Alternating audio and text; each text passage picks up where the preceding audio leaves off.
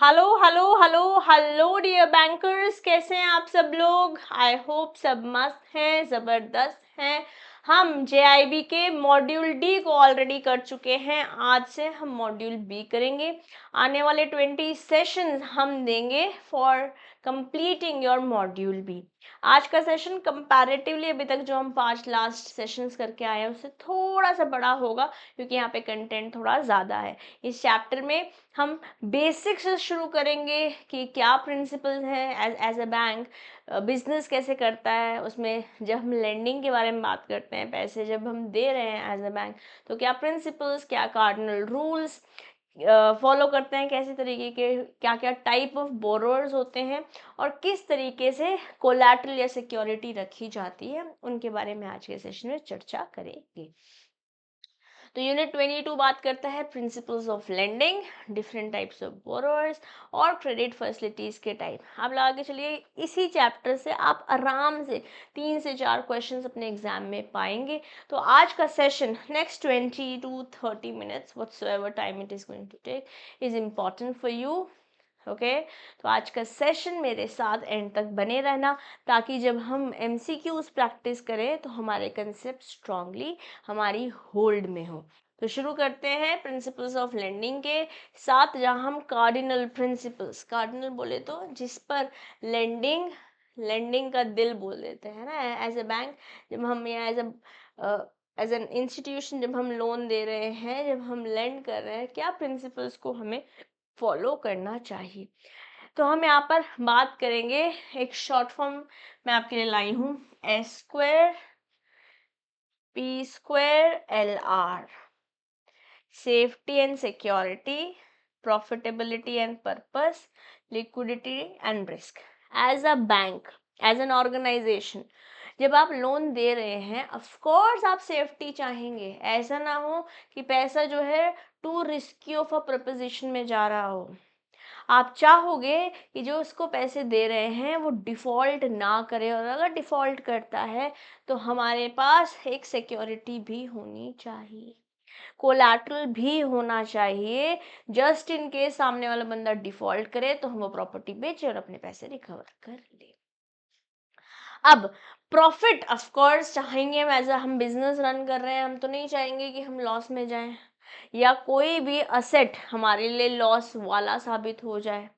जिसे हम बोल रहे हैं NPA, non performing asset. Business जब हम करते हैं, हमारे लिए वो चीज़ असेट होती है जिससे हम पैसे कमा सकते हैं। बैंक पैसे कमाता है जब वो उधार देता है ना। तो लोन वैसे तो असेट होता है, बट ये असेट NPA हो जाता है, नॉन परफॉर्मिंग हो जाता है, जब लोन दिया तो बट वापस पैसे मिलने नहीं वाले या पूरे पैसे आए नहीं हैं, है ना। तो हम चाहेंगे कि प्रॉफिट बेस हम काम करें, ये हम लेंड कर रहे हैं पैसे, प्लस किसी भी पर्पस के लिए नहीं दे दिया जाएगा। कोई कह रहा है मुझे ना जुए में पैसे लगाने हैं, ठीक है, मैं एब्रा कडाब्रा गिली गिली छू 21 दिन में पैसे डबल करने वाली स्कीम में पैसे लगाने वाला हूँ, नहीं भाई, हमारे पास नहीं है पैसे देने को, क्योंकि आपको पता है यहाँ पर तो शायद पैसे आएंगे ही नहीं। What's the purpose of taking the loan, that also is important for you as a banker to take care of, जब आप पैसे किसी को दे रहे हैं।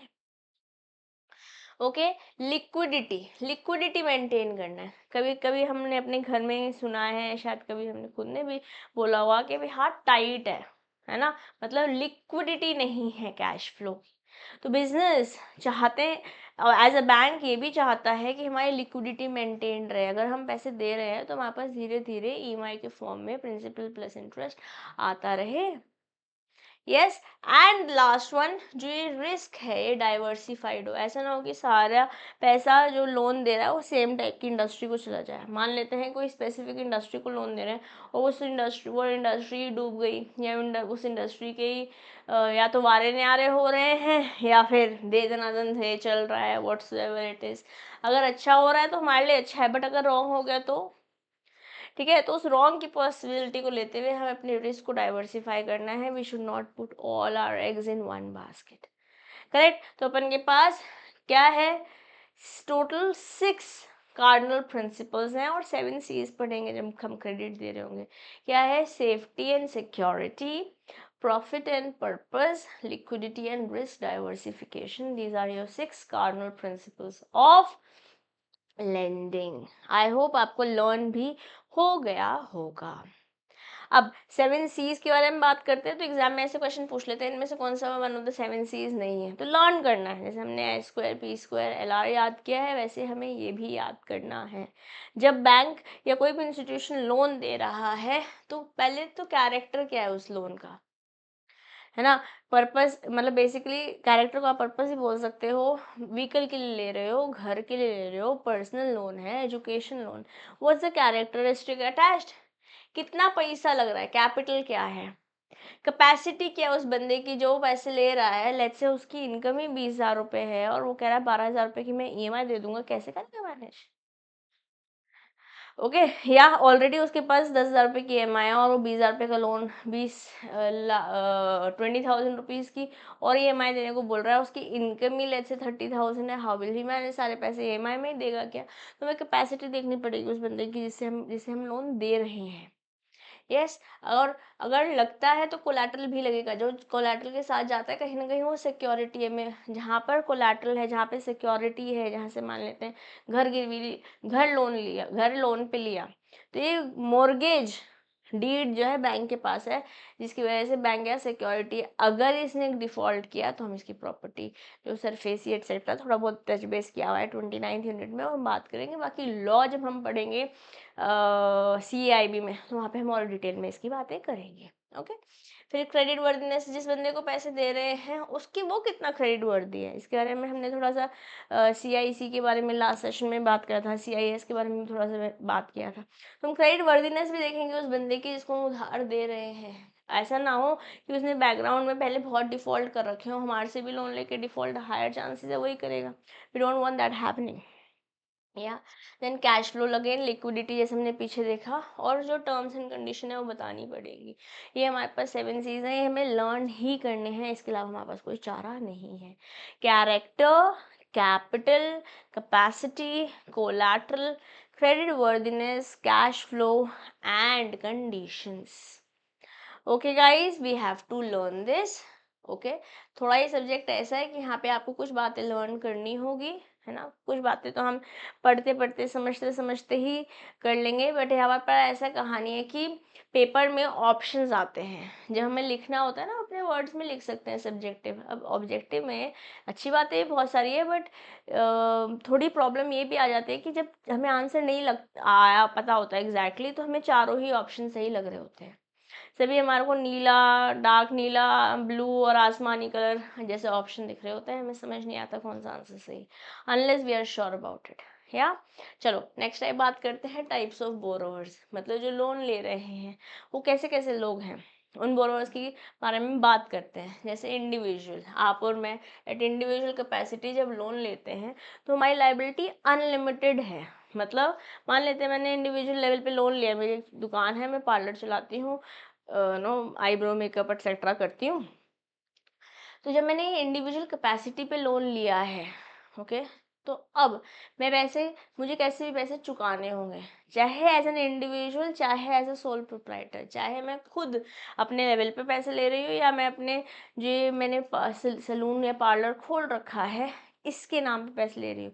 बट अल्टीमेटली है तो ये इंसान ही ना, ये सलून को तो नहीं बोल सकते चल भाई पैसे दे। तो कंपनी के केस में क्या होता है, कंपनी और कंपनी को चलाने वाले लोग दो अलग अलग एंटिटीज होते हैं, है ना। तो अगर कंपनी ने लोन लिया है अपने नाम पर, उसके पास ये कैपेसिटी है, I being an artificial legal entity, वो खुद के नाम पे लोन ले सकता है, किसी को सू कर सकता है, कोई उसे भी सू कर सकता है। ठीक है, थोड़ी सी बात थोड़ी और डिटेल में जाएंगे जब हम कंपनी बढ़ेंगे। बट जब मैं इंडिविजुअल बोल रही हूँ तो यहाँ पे जो बंदा बंदा है तो धंधा है, चाहे वो इंडिविजुअल लेवल हो चाहे सोल प्रोप्राइटर हो। यहाँ पर जब तक बंदा है तब भी तक धंधा है, इसलिए बंदा ही होली रिस्पॉन्सिबल होगा, चाहे फर्म के नाम पे ही क्यों ना हो लोन। पार्टनरशिप में let's say Eena, Meena, डीका, 3 partners हैं। ओके, अब अगेन जैसे सोल प्रोप्राइटर में देखा कि सोल पार्लर को जाकर तो नहीं बोलेंगे भाई भाई पैसे दे, तूने मेरे से पैसे लिए थे। ऐसे ही यहाँ पर पार्टनरशिप फर्म आपके और मेरे जैसे इंसान नहीं है, या एंटिटी ऐसी नहीं है जो कानून की नज़रों में वैलिड हो।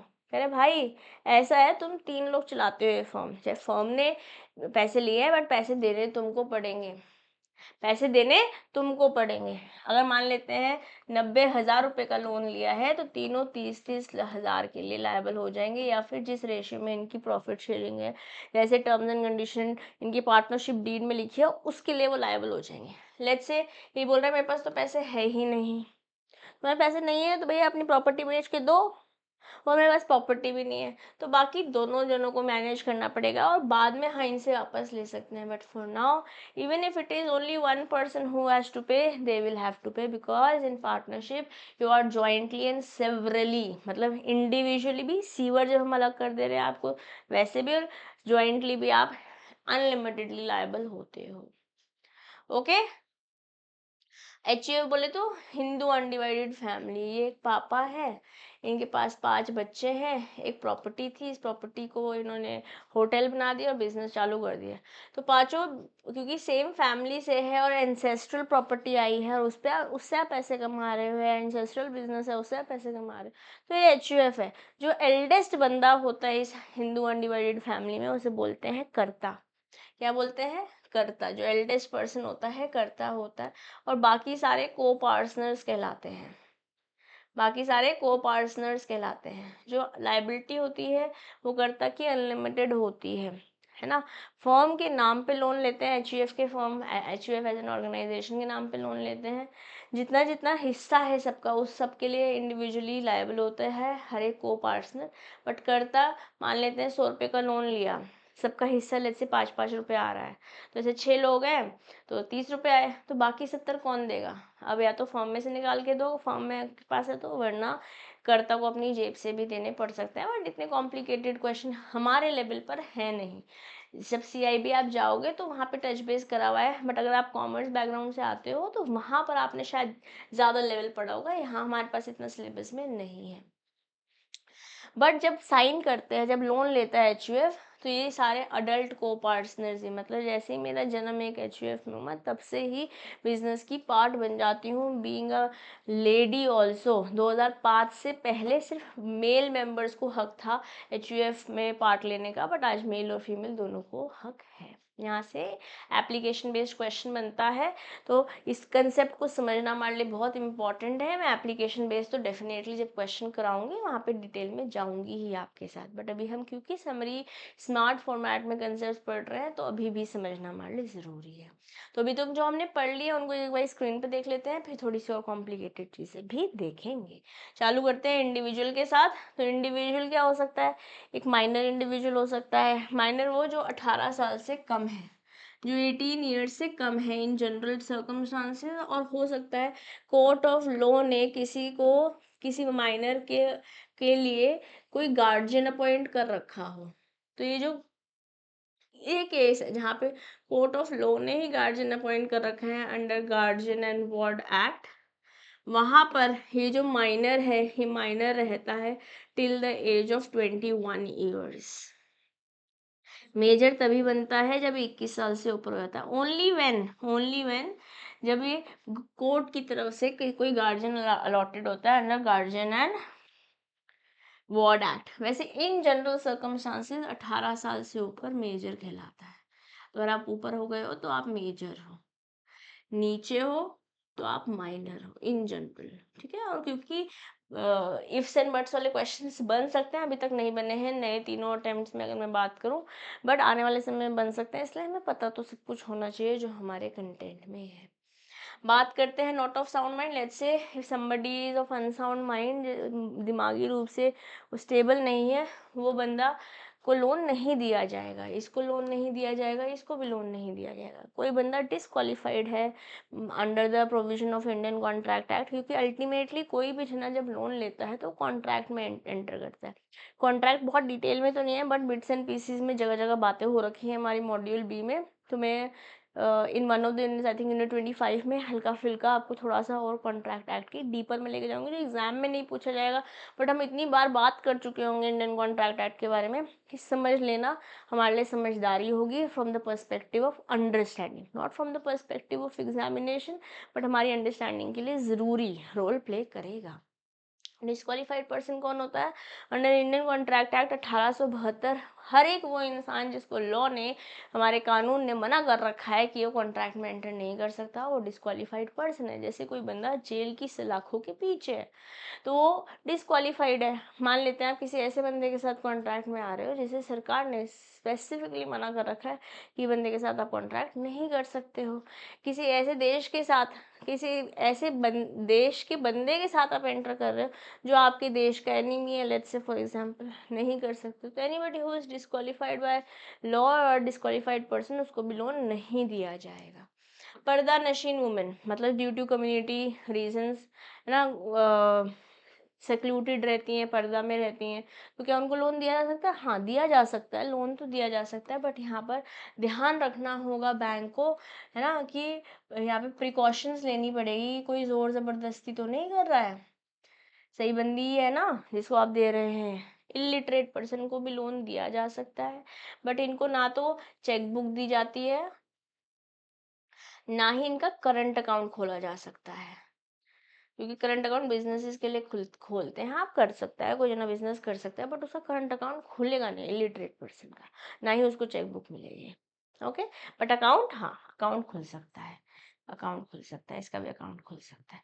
इनका नहीं खुल सकता, इनका नहीं खुल सकता, अकाउंट इनका खुल सकता है, बट इन्हें लोन नहीं दिया जा सकता, इनको लोन नहीं दिया जा सकता, लोन नहीं दिया जाएगा, लोन नहीं दिया जाएगा, लोन नहीं दिया जाएगा। इसको लोन दे सकते हैं, इसको लोन दे सकते हैं, इसको भी दे सकते हैं लोन। लोन कि या मैरिड वुमेन को लोन दिया जा सकता है, हाँ, क्यों नहीं, अकाउंट भी खोला जा सकता है, ठीक है। बट डिस्क्वालीफाइड पर्सन का अकाउंट जनरली नहीं होता है। अकाउंट इस बंदे का हो सकता है, किसी के साथ खुल सकता है, अकाउंट खुल सकता है, देयर इज अ पॉसिबिलिटी। तो मैं इसके बारे में नहीं बोल रही हूँ, there is a possibility, minor का तो अकाउंट खुल ही सकता है, ठीक है, खुद बंदा ऑपरेट भी कर सकता है। जॉइंटली, साउंड माइंड का कोई बंदा नहीं है, जॉइंटली खोला जा सकता है, अंडर द केयर समबडी खोला जा सकता है, अकाउंट तो खुल सकता है। हम लोन के बारे में मैंने आपको स्पेसिफिकली बता दिया है। अब कोई मैरिड वुमेन है, अगर उसने लोन लिया है तो वो इंडिविजुअली ही लायबल है भाई, उसका पति लायबल नहीं है, जब तक या तो पति ने लायबिलिटी गारंटी नहीं दे रखी है, या फिर वो जॉइंट बोरोवर नहीं है। अदरवाइज जितनी कैपेसिटी है, जो हम 7 C's या 6 कार्डिनल प्रिंसिपल्स पढ़ के आए हैं, इस बंदी को मैरिड वुमेन होने के बावजूद मतलब इट्स नॉट अ ग्राउंड कि भाई आप मैरिड हो इसलिए आपको लोन नहीं मिलेगा, that's not a ground for not getting giving loan. तो ये आपकी इंडिविजुअल की निटिग्रिटीज रही दोस्तों। बात करते हैं प्रोप्राइटरशिप की। जैसे मैंने आपको बताया, ये आपकी मैम है ना, इनका एक सैलून है। तो अब सैलून को तो नहीं बोलेंगे भाई पैसे वापस दो, बोलेंगे इस इंडिविजुअल को ही, जबकि नाम जो लोन है वो इस फॉर्म के हुआ है, बट देने वाले आप होंगे। तो सोल प्रोप्राइटर को भी इंडिविजुअल जैसे ही ट्रीट किया जाता है। पार्टनरशिप के बारे में बात करते हैं, तो partnership act 1932 1932 Indian partnership act 1932 में अगर कुछ कॉन्ट्रैक्ट में मेंशन किया हुआ है, वैसे बोल रखा है कि सारे पार्टनर्स का इक्वल रेशियो होता है, पर मान लेते हैं हमारी पार्टनरशिप डीड में लिखा है कि नहीं, इक्वल नहीं है, हम कंट्रीब्यूशन भी 50, 20 और 30 के हिसाब से कर रहे हैं, और जो प्रॉफिट कमाएंगे वो भी ऐसे ही है। तो जैसा कॉन्ट्रैक्ट में लिखा है हमारे, हम या तो उसको फॉलो करेंगे, नहीं तो जैसा कि हमारा पार्टनरशिप एक्ट बोल रहा है वैसे फॉलो करेंगे। कोई कॉन्ट्रैक्ट बन रहा, कोई कॉन्ट्रैक्ट अगर बना हुआ ही नहीं है तो पार्टनरशिप एक्ट को फॉलो करोगे, ठीक है। अगर कोई कॉन्ट्रैक्ट बना हुआ है, अगर कोई कॉन्ट्रैक्ट बना हुआ है तो जिस तरीके से प्रॉफिट एंड शेयरिंग रेशियो, उसको आप फॉलो करोगे, ठीक है। ईना मीना टीका का मैंने आपको एग्जाम्पल दिया था। हिंदू अनडिवाइडेड फैमिली में आपको जो बातें याद रखनी है वो है कर्ता एंड कोपार्सेस, इनके बारे में थोड़ी सी और बातें करेंगे मॉड्यूल ए के अंदर। ओके, कर्ता ही करता है, जो एल्डेस्ट पर्सन होता है उसे हम कर्ता कहते हैं। इसके अलावा हमारी बुक में एक छोटी सी बात बता रखी है, जो आज it is actually not more even prevalent, but हमारी मैकमिलन में बता रखा है तो हमें पढ़ना चाहिए। ओके, हमारे पास 2 स्कूल्स बता रखे हैं, 2 तरीके के कंसेप्ट बता रखे हैं HUF में, एक है दया भाग, एक है मिताक्षरा। दया भाग में बोलते हैं कि फादर जो है वो सोल ओनर है प्रॉपर्टी का और एक्सक्लूसिव प्रोसेसर है, जब तक कि फादर जिंदा है, जब तक कि फादर की डेथ नहीं हो जाती है तब तक कि कोई पार्टीशन नहीं होगा। जब तक कि फादर की डेथ नहीं हो जाती है तब तक कि पार्टीशन नहीं होगा, कोई और बंदे का हक नहीं है जो भी फादर की प्रॉपर्टी है या बिजनेस है। जैसे वेस्ट बंगाल, असम में यही प्रेवलेंट है, कम पॉपुलर है। बट मिताक्षरा बोलता है कि फादर के जीते जीत भी जो बच्चे हैं उनमें प्रॉपर्टी को बांटा जा सकता है लाइफ टाइम में भी। ठीक है। लॉ बोलता है कि HUF is not about a single individual but together as a family. Okay. West Bengal और असम को छोड़ के जो भी हमारे इंडिया में स्टेट्स हैं जनरली मिताक्षरा को फॉलो करते हैं, ज़्यादा पॉपुलर है। दया भाग और मिताक्षरा हमारी किताब में दे रखा है इसलिए हमने पढ़ लिया है। तो अगर मैं बातें करती हूँ फर्स्ट 4 टाइप्स ऑफ बोरोवर्स, तो हमने कर लिए individual, proprietor, partnership and HUF। अब हम चल बात करेंगे कंपनी के बारे में। ओके। तो जैसे मैंने आपको बताया कंपनी को चलाने वाले लोग और कंपनी दो अलग अलग लोग होते हैं।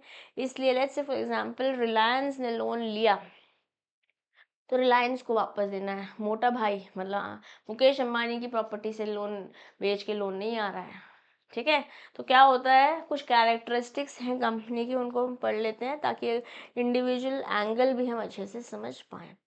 अगर मैं कैरेक्टरिस्टिक कंपनी की बोलूँ तो यहाँ पे रजिस्ट्रेशन कराना कंपलसरी होता है। वैसे अगर मैं पार्टनरशिप के बारे में बात करती हूँ दोस्तों, पार्टनरशिप में कंपलसरी नहीं होता है। पार्टनरशिप में registration is not compulsory except, यहाँ पे एक्सेप्शन है, in the state of Maharashtra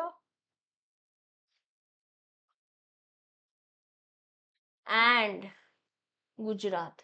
यहाँ पर दोनों ही जगह रजिस्ट्रेशन कंपलसरी होती है करानी, बट कंपनी में तो रजिस्ट्रेशन कंपलसरी है ही। कंपनी एक आर्टिफिशियल लीगल पर्सन है, मतलब जैसे एक इंसान पैदा होता है वैसे नहीं होती कंपनी पैदा, ना ही वैसे मरती है, राम नाम सत्य नहीं हो रहा है।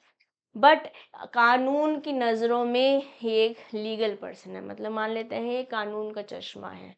तो कानून का चश्मा पहनोगे तो कंपनी लीगल पर्सन है, कानून का चश्मा हटा दोगे तो कंपनी लीगल पर्सन नहीं है। आपकी तरह मेरी तरह खा नहीं सकती, पी नहीं सकती, सो नहीं सकती, शादी नहीं कर सकती, है ना। बट क्या कॉन्ट्रैक्ट में एंटर कर सकती है? हाँ। क्या लोन ले सकती है? हाँ। या दूसरों के ऊपर केस कर सकती है? हाँ। कोई उसके ऊपर केस कर सकता है? हाँ। तो इसलिए से हम आर्टिफिशियल लीगल एंटिटी बोल रहे हैं। सेपरेट लीगल एंटिटी है, मतलब कंपनी को चलाने वाले लोग, मतलब मैनेजमेंट और ओनरशिप दो अलग अलग हैं। जो मुकेश अंबानी उनकी कुछ ओनरशिप है रिलायंस में, मेजॉरिटी है, इसलिए हम रिलायंस को मुकेश अंबानी के साथ सिनोनिमसली यूज कर रहे हैं, बट सेपरेट लीगल एंटिटी है। मान लेते हैं आपने शेयर ले रखा है 10 रुपए का एक, और आपके पास 100 शेयर है। ओके। इस 10 रुपए में से आप 7 रुपए ऑलरेडी पे कर चुके हो। ओके। तो 3 रुपए अनपेड है। अगर कभी लायबिलिटी खड़ी होती है, बैंक कंपनी लोन लेती है और वो चुका नहीं पाती है, तो आप कितना, कि आप आपसे कितने रुपए मांगे जाएंगे। जैसे कर्ता को तो बोला था अपनी प्रॉपर्टी देकर बेच के पैसे वापस दो, या इंडिविजुअल को ही बोला था भाई हमको नहीं पता तुमने लोन लिया है, सोल प्रोप्राइटर को ही बोला था तुम्हारे नाम पे लोन लिया है, तुम्हारा बिजनेस नहीं चल रहा, हम कुछ नहीं कर सकते, अपनी प्रॉपर्टी बेचो, बुलेट जो चलाते हो उसको बेचो और पैसे वापस दो। बट ऐसे यहाँ पर नहीं बोला जा सकता। कंपनी और कंपनी को चलाने वाले लोग दो अलग अलग एंटिटीज हैं। जैसे मान लेते हैं अनपेड है, तो 10 रुपए इंटू 3, नहीं सॉरी, 100 शेयर खरीदे थे, 100 शेयर खरीदे थे, ये 10 रुपए का एक था, तो 100 × 30 ये अमाउंट आपके लिए लाइबिलिटी बन सकता है। और अगर आप मान लेते हैं सारे पैसे ऑलरेडी दे चुके हैं शेयर के, तो आपके से कोई पैसे मांगे नहीं जाएंगे। ठीक। जब आप CIB जाएंगे तो हम कंपनीज एक्ट 2013 पढ़ेंगे, वहाँ पे हम टेबल A से लेकर E तक एंड F से लेकर J तक, I तक पढ़ेंगे। MOA और AOA में वहाँ मैं थोड़ी सी और डिटेल में जाऊँगी इस शेयर वाली बात की, बट अभी के लिए हमारे लिए रिक्वायरमेंट है इसलिए मैं नहीं जा रही हूँ। ओके। फिर लाइबिलिटी जैसे मैंने बताया लिमिटेड है, जितना आपका अनपेड शेयर है उतने तक की लाइबिलिटी है। परपेचुअल सक्सेशन मतलब लोग आए लोग जाएं, बिजनेस चलता रहेगा। मान लेते हैं ईना मीना डीका ने पार्टनरशिप करी, डीका की डेथ हो गई, तो ईना और मीना चाहे तो फॉर्म चला सकते हैं बट वो नहीं चलाएंगे, उन्हें नई फॉर्म खोलनी पड़ेगी अनलेस एंड अनटिल ऐसा पार्टनरशिप डीड में लिखा हुआ है। वैसे partnership act Indian partnership act 1932 ये बोलता है कि भैया अगर कोई बंदा गया, रिटायर हो गया, डेथ हो गई, व्हाट्सएवर, आपको नई फर्म खोलनी पड़ेगी। बट अगर टर्म्स एंड कंडीशन में लिखा हुआ है subject to the terms and condition of the contract, तो वहाँ चला सकते हैं। बट इन जनरल केसेस बंद हो जाता है। ऐसे यहाँ पर नहीं है। कोई अगर मान लेते हैं 10 शेयर होल्डर्स थे, सबकी डेथ हो गई, कोई दिक्कत नहीं है, उनके जो उनके नॉमिनी होंगे वो चलाएंगे बिजनेस को, ठीक है।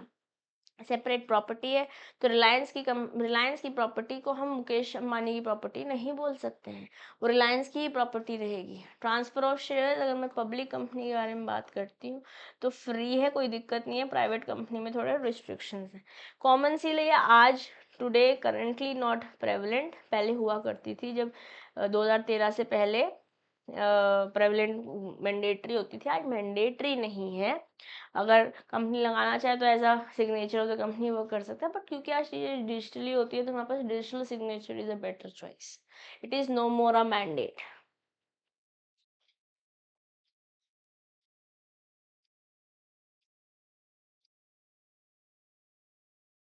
नॉट मैंडेटरी, ठीक है। तो अगर कंपनी को लोन लिया, कंपनी ने लोन लिया क्योंकि वो सेपरेट प्रॉपर्टी है या आर्टिफिशियल लीगल पर्सन है, सेपरेट लीगल एंटिटी, तो कंपनी ने लोन लिया, कंपनी वापस देगी। लायबिलिटी शेयर होल्डर की उतनी ही है जितनी उसका अनपेड शेयर है या जैसे कि लिखा हुआ है। ओके। इसके अलावा कंपनी को छोड़ के अगर हमारे पास कुछ बोरोवर्स हैं उनको हम टच बेस कर लेते हैं, वहाँ से एग्जाम में क्वेश्चन बनने की पॉसिबिलिटी कम है, और हम कहीं ना कहीं थोड़ी बहुत बातें उसके बारे में मॉड्यूल ए में कर लेंगे, तो एग्जाम के पर्सपेक्टिव से हम पढ़ भी रहे होंगे। बट क्योंकि स्क्रीन पर लिखा हुआ है तो मैं इसको टच बेस पक्का से अभी करना चाहूँगी। स्टैट्यूटरी कंपनी वो कंपनी होती है जो कि एक सेपरेट एक्ट के थ्रू बनी है, उसके लिए एक एक्ट ही सेपरेट बना है। मतलब जैसे LIC है, LIC एक्ट बना, एग्जाम्पल लेते हैं। LIC act